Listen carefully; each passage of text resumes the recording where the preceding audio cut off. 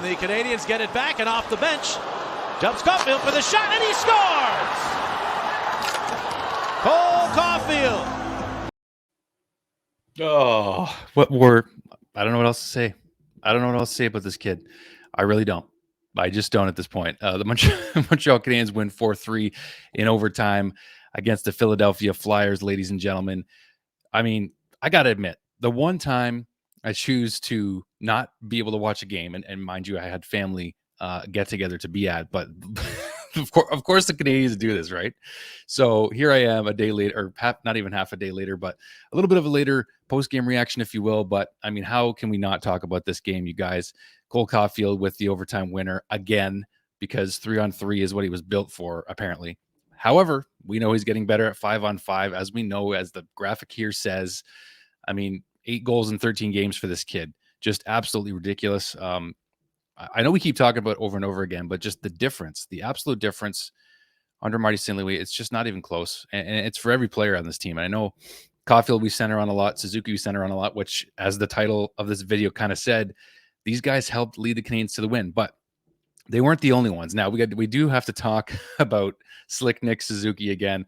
I got the jersey on. Did I mention I interviewed him? Not even going to pull up my picture of me and Nick Suzuki being interviewed. Not going to do it, but it's just a running joke. It's a running joke. I've mentioned it 6 million times. Okay, so Slick Nick Suzuki. I try to pull up 1 or 2 replays for you guys just to highlight some of the great moments in the game. Keep the clips short, of course, for YouTube policy. But Slick Nick making the second effort. I mean, to me, great players are able to do things all by themselves if they have to. And we know Nick Suzuki is not a selfish player by any stretch of the imagination. But when he's able to do something like this, and you'll see him starting the play, getting the puck, getting right around Rasmus Ristolainen after his fresh new contract signing. Thank you, Rasmus. Well, let's just take a look. The Flyers lead Ristolainen as Suzuki gets behind him. They center it in front. Save rebound. Suzuki scores! Say no more, right? Just Slick Nick Suzuki, potential future captain. I keep saying it, but that's how I feel. And I just want to mention something here about Nick Suzuki and Cole Caufield for a second before we break down this game a little bit more. And that is that, the chemistry, the relationship between these guys, if you've been following Cole from the time he was drafted 15th overall in 2019, this relationship with Suzuki and Caufield really began at the rookie, or at the rookie camp, which is in June of 2019. So it's usually right after the season, kind of before free agency. So this is a picture of Nick and Cole right here before Nick is about to make the Canadiens the following fall. Actually, in 2019, that was Nick's first season. And these two just, that they're going to be elite players. You can just tell by the way they carry themselves. I mean, we're seeing it right now, even in their not even in their prime yet, either of these guys. This, of course, the famous shot from the Toronto overtime goal in Game 5 of last year. But my goodness, I mean, these guys have worked on their chemistry from day one. Personally between each other, they got the bromance going on now. But it's just clear that Cole wanted to be around Nick at that initial training camp or that rookie camp. That's the word I'm looking for, because he saw the player that Nick Suzuki was. They knew a bit about each other's game already, and they feed off each other, right? So it's just another encouraging sign that these two guys are part of the future of this franchise. And that's why they get so much attention, because they're making things happen and they have the freedom to do so under Marty St. Louis now, as do the other guys. So, I mean, how did the rest of this game go? Well, Nick got the 2 goals, and then you got to give credit to the Habs late in this game. I mean, where some people might have tuned out, the Habs get a shorthanded goal late in the third period with a beautiful feed. And I'm going to jump to this actually right now. So Rem Pittlick, who looked shocked to score this goal, by the way, with a beautiful feed from Ben Sherratt, who I think is now worth 2 first-rounders after that pass. I don't know. No, but what the Canadiens have been doing. This is what their 3rd comeback now, and they're never out of it. They're just never out of it, and they really genuinely believe that. But the fact that they were shorthanded, guys, the fact that they were shorthanded to make this happen, Ben Sherratt getting the puck down low and just whipping it across to Rem Pittlick, he puts it in, and just, again, looks utterly shocked to do so.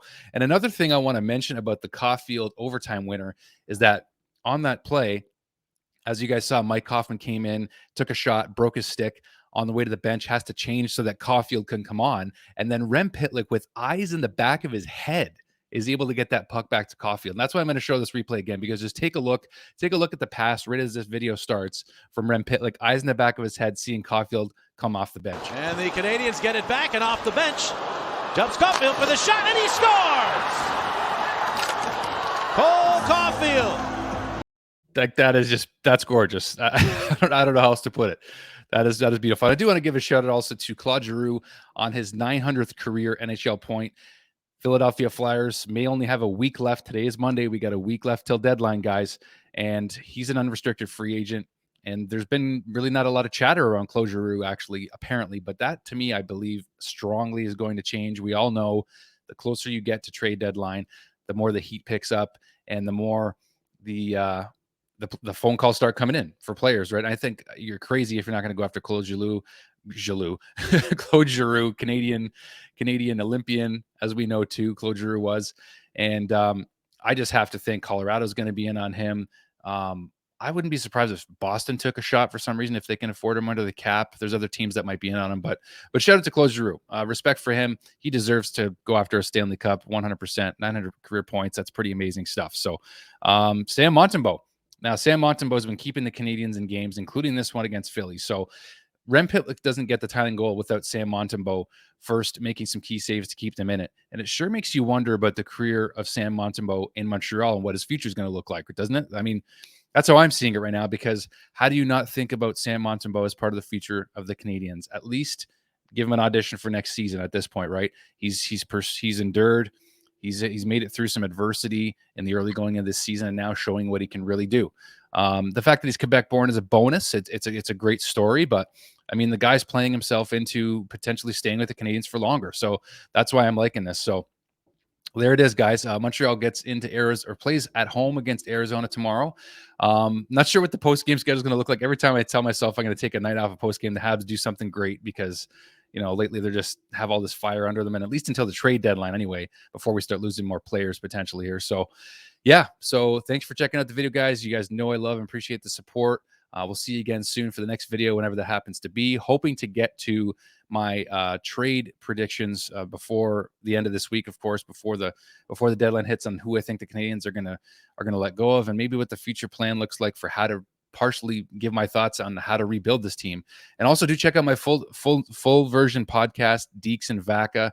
I'll put the video link here for you guys too. That's my full-length podcast covering NHL hockey all around with my good buddy Eric Vaca from the Rink Rats. So you can probably see under my shirt here, that's my hockey team is underneath this jersey tonight. But yeah, guys, thanks so much for watching. You guys know I appreciate the support again, and we'll see you on the next one. Cheers, guys. Thank you.